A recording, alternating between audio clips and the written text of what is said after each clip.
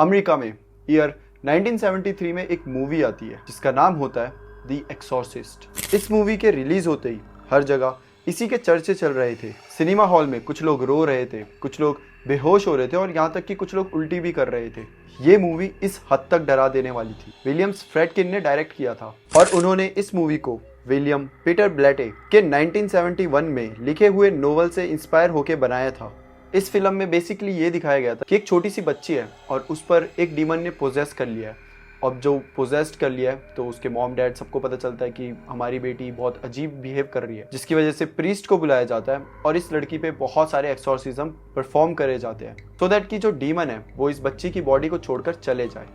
अब ये मूवी बहुत ज़्यादा डरा देने वाली थी। अगर आपने भी देखी होगी तो आपको समझ आ जाएगा कि इसके जो विजुअल्स थे, इसमें जो भी चीज़ें दिखाई गई थी बहुत ज़्यादा डरा देने वाली थी।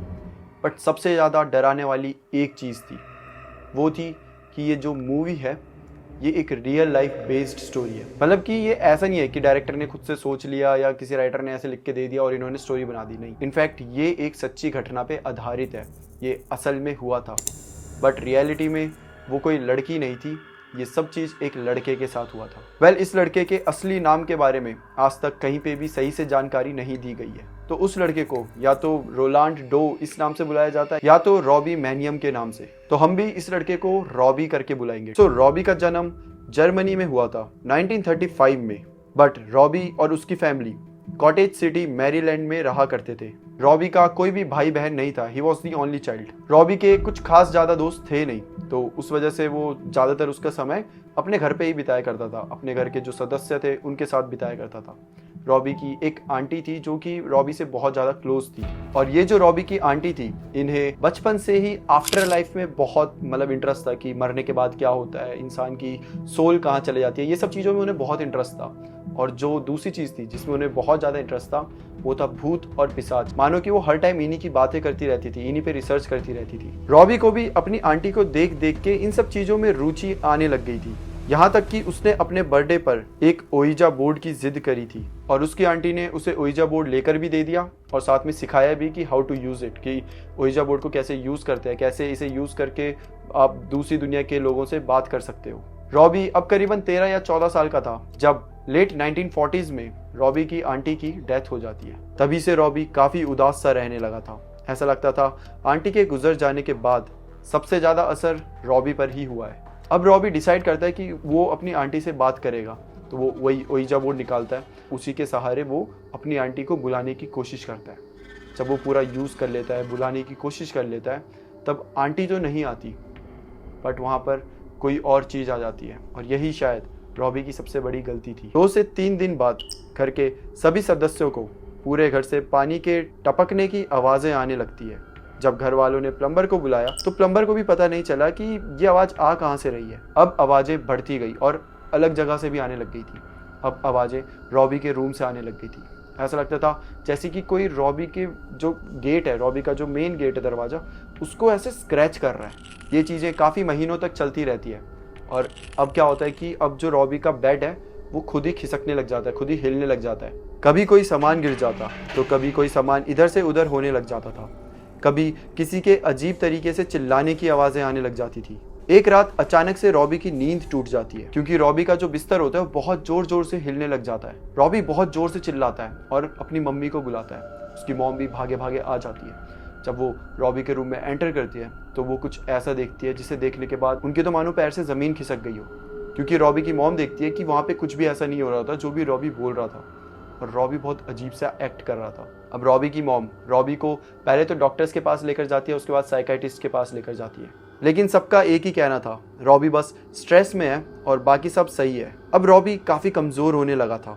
किसी भी दवाई का कोई भी असर नहीं हो रहा था रॉबी पर। उसकी हालत बद से बदतर होती जा रही थी।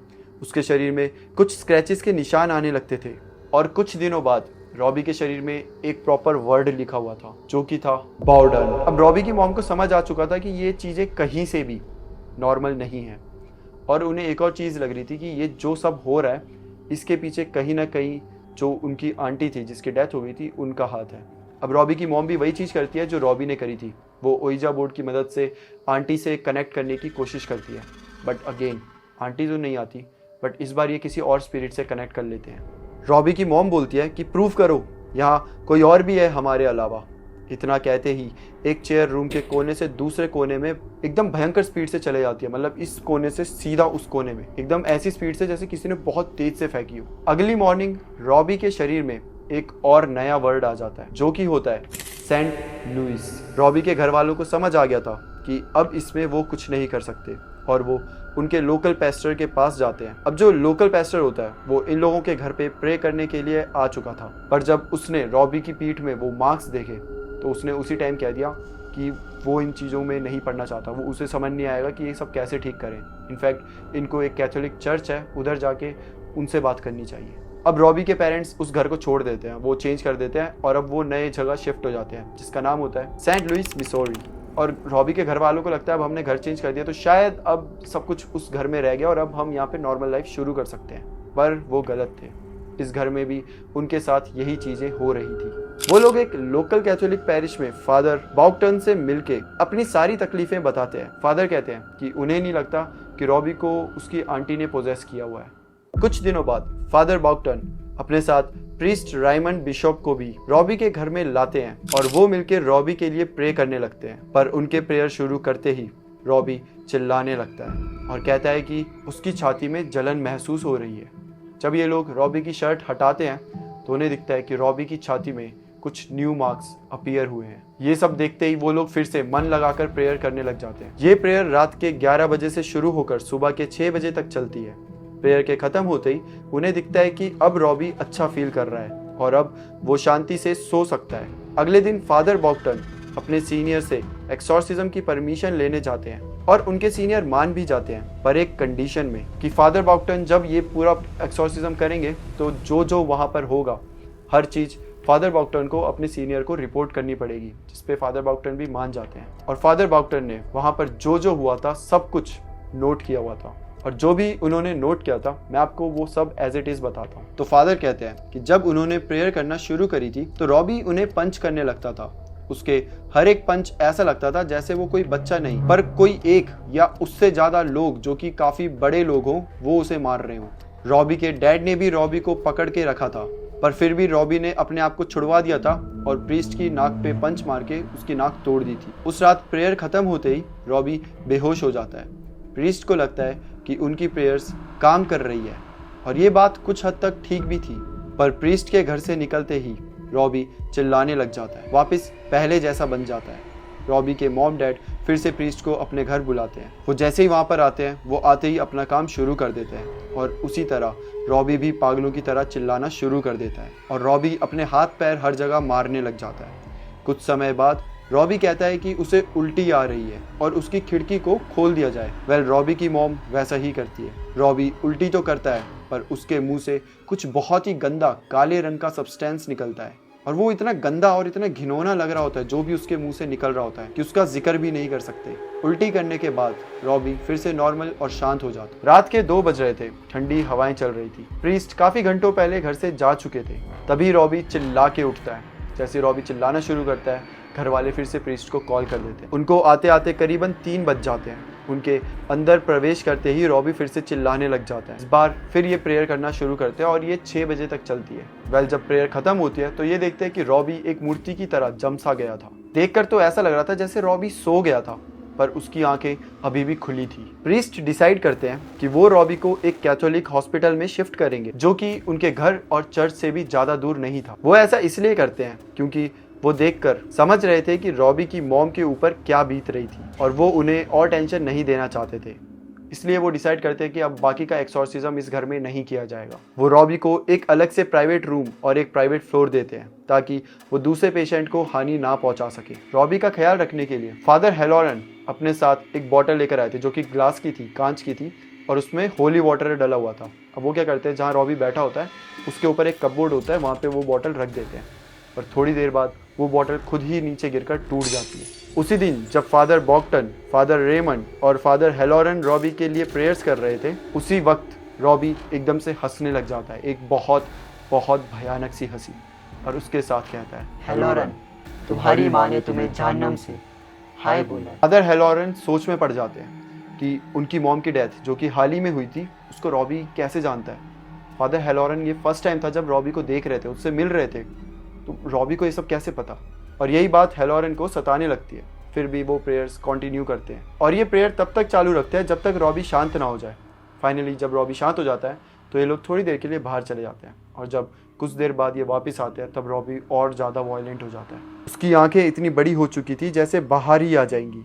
रॉबी एक ही टाइम मल्टीपल वॉइस में चिल्ला रहा था और गंदी गंदी गालियां दे रहा था। वो अपने मुंह से एक अजीब सा लिक्विड था, बहुत बहुत बदबूदार और बहुत गंदा सा, वो सबके ऊपर थूक रहा था। और वो बीच बीच में ये भी बोल रहा था कि फादर हेलोरन उसे हर्ट कर रहे हैं, क्योंकि जब ये सब चल रहा था, प्रेयर्स चल रही थी, तो फादर हेलोरन ने रॉबी को पकड़ के रखा था। जैसे रॉबी ने ये बोला कि फादर हेलोरन हर्ट कर रहे हैं, तो वो जो उन्होंने टाइट पकड़ के रखा था उन्होंने थोड़ा लूज छोड़ दिया।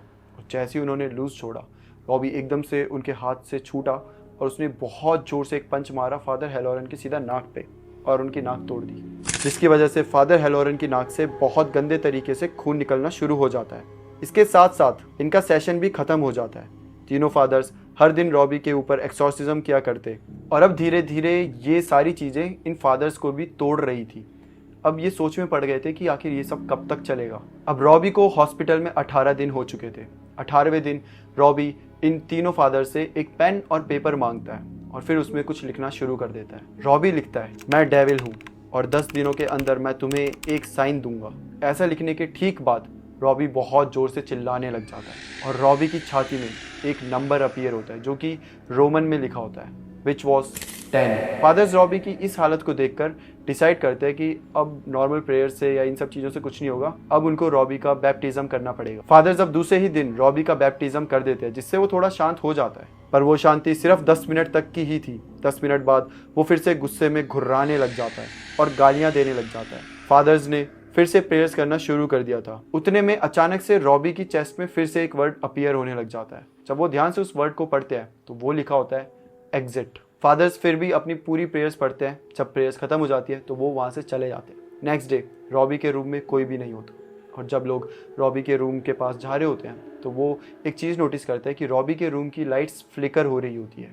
अब वो जैसे ही रॉबी के रूम के पास पहुँचते हैं तो उन्हें वहाँ से एक सल्फरिक स्मेल आने लग जाती है। फिर भी ये तीनों फादर्स अंदर चले जाते हैं और देखते हैं कि रॉबी ठीक तो है। और तब ये देखते हैं कि रॉबी कुछ अलग ही लैंग्वेज में इन सबको बड़ी अजीब अजीब सी गालियाँ दे रहा होता है और ये फर्स्ट टाइम होता है जब वो ऐसी अलग लैंग्वेजेस में कुछ बोल रहा हो। फादर्स को कुछ समझ नहीं आता क्या करें। वो फिर से जो रिचुअल्स होते हैं वो करना स्टार्ट कर देते हैं। बट जब ये पूरे रिचुअल्स कर रहे थे, अभी तक क्या हो रहा था, जैसे ये प्रेयर्स पढ़ते थे, कुछ भी करते थे तो वो चिल्लाने लग जाता था। मतलब कि समझ आ रहा था कि इसके अंदर जो भी है उसको दर्द हो रही है, उसको कष्ट हो रहा है। बट अब जब ये रिचुअल्स कर रहे हैं तो रॉबी स्माइल कर रहा है और बड़ी अजीब सी स्माइल के साथ वो फादर्स को टच करता है। वो फादर बॉकटन को टच करता है और जैसे ही वो टच करता है, फादर बॉकटन के जो कपड़े होते हैं वो करीबन 100 पीसीस में फट जाते हैं। ये देखते ही ये तीनों और ज़्यादा डेडिकेशन के साथ प्रे करने लग जाते हैं। जब ये सब प्रे कर रहे थे तब पता नहीं कैसे रॉबी बेड से एक स्प्रिंग निकाल देता है और उससे इन पे अटैक करने की कोशिश करता है। बट सही टाइम पे रॉबी को रोक दिया जाता है। रॉबी बहुत ज़ोर से चिल्ला रहा था, बहुत ज़ोर से, बट फादर्स नहीं रुक रहे थे। वो अपनी प्रेयर कंटिन्यू ही रख रहे थे। रॉबी परेशान होकर इन लोगों पे यूरिनेट भी करता है बट स्टिल कोई नहीं रुकता। सब अपने काम पे बहुत डेडिकेटेड थे। ऐसा लग रहा था जैसे ये फाइनल डे हो। अब रॉबी और ज़्यादा परेशान हो जाता है और इन सबको मारने की धमकी दे देता है। ये प्रेयर्स 7 घंटे तक चलती है और 7 घंटे चलने के बाद रॉबी कहता है कि उसने सेंट माइकल आर्कएंजल को देखा है, जिसने कि अपने फ्लेमिंग तलवार से डेविल को एक ऐसी जगह भेज दिया जहाँ से वो कभी वापस नहीं आएगा। ऐसा कहने के बाद रॉबी ने फाइनली अपनी आंखें बंद करी एंड फाइनली वो इस रात पीसफुली सोया था, बिना चिल्लाए, बिना घूरे और बिना ऐसी शैतानी हरकतें करते हुए। लग रहा था उसे देखकर कि शायद उसके शरीर से जो भी डेविल था वो जा चुका है। ये पूरा एक्सॉर्सिज्म करीबन 1 महीने तक चला था एंड नाउ फाइनली ये सक्सेसफुल हो चुका था। बट इसी के साथ एक और चीज़ हुई थी कि रॉबी की ये पूरी कहानी हर जगह फेमस हो चुकी थी। हर किसी को रॉबी के बारे में पता चल चुका था और फादर बॉकटन को यही एक रिग्रेट रह गया था कि वो रॉबी की इस कहानी को सीक्रेट नहीं रख पाए। वेल, अब तो इस पर पूरी एक मूवी बन चुकी है and I am pretty sure कि आधे से ज़्यादा लोगों को रॉबी के बारे में पता है। और अगर नहीं भी पता तो एक्सॉर्सिस्ट तो सबने देखी ही है। और जब उन सबको पता चलेगा कि ये एक रियल स्टोरी है तो कहीं ना कहीं से खोज के उन सबको भी रॉबी के बारे में पता चल ही जाएगा। सो गाइज, ये थी रॉबी की कहानी। आई होप कि आपको ये स्टोरी पसंद आई हो। और अगर आपको ऐसी और भी स्टोरीज जो कि एकदम रियल है, जो कि मतलब हमारे इंडिया में नहीं, बाहर कहीं हुई है, काफ़ी टाइम पहले हुई है, वो उन सब के बारे में जानना है तो आप नीचे कमेंट कर सकते हैं, तो हम आगे से ऐसी स्टोरीज भी कवर करना शुरू कर देंगे। मुझे बताना आपको वीडियो कैसी लगी। So that's it for today. फिर मिलते हैं हम किसी और टॉपिक के साथ, तब तक के लिए bye bye and take care.